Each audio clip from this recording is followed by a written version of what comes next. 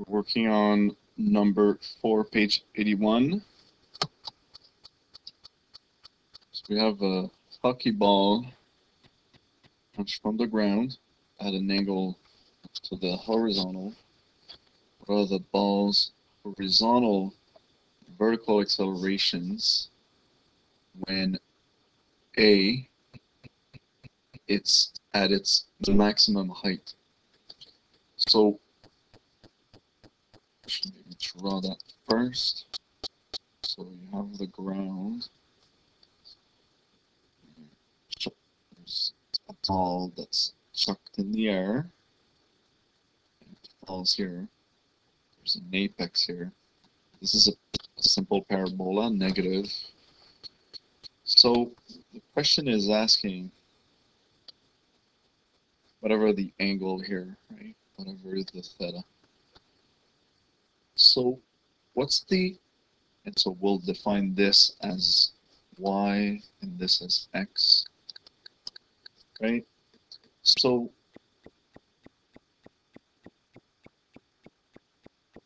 what would be the horizontal, so the x, let's call it ax, if you don't mind, acceleration in x, when it's at its maximum height. So what is it? Well, the minute an object is in free motion like this, in x, I'm not talking in y, when it's moving, throwing a ball, Jordan throws a basketball for a three-pointer, golf ball, Tiger Woods, like whatever it is that's thrown in x, this, the minute it has started the free flight, let's call it like that, it has an acceleration of 0. There's no acceleration acting in x. So it stays, so it's a uniform motion. What happens though is that vertically there's g, right? So it's negative 9.8 meters per second squared. So the acceleration in x at this position, it's 0. And it's also 0 here, it's 0 here, it's 0 everywhere. Okay, so for all t's, all your time positions, the acceleration is 0. So that's the end of that one. Now for ay,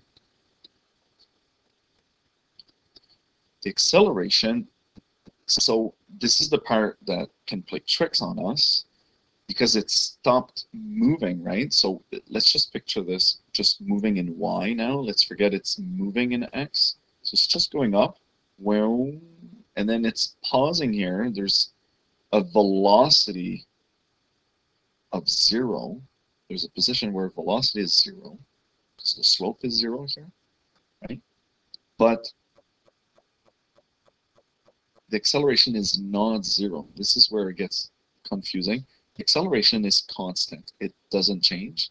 So if it's constant, if I do our quick dt, vt, and at graphs, right?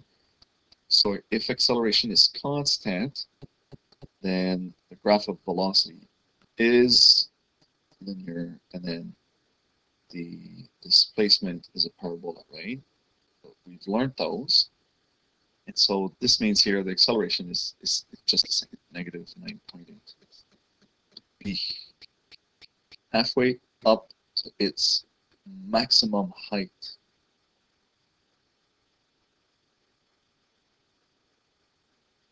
Well, the answers are the same.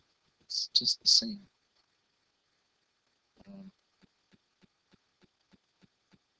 Yeah, because in x, we said there's no acceleration acting on x going this way.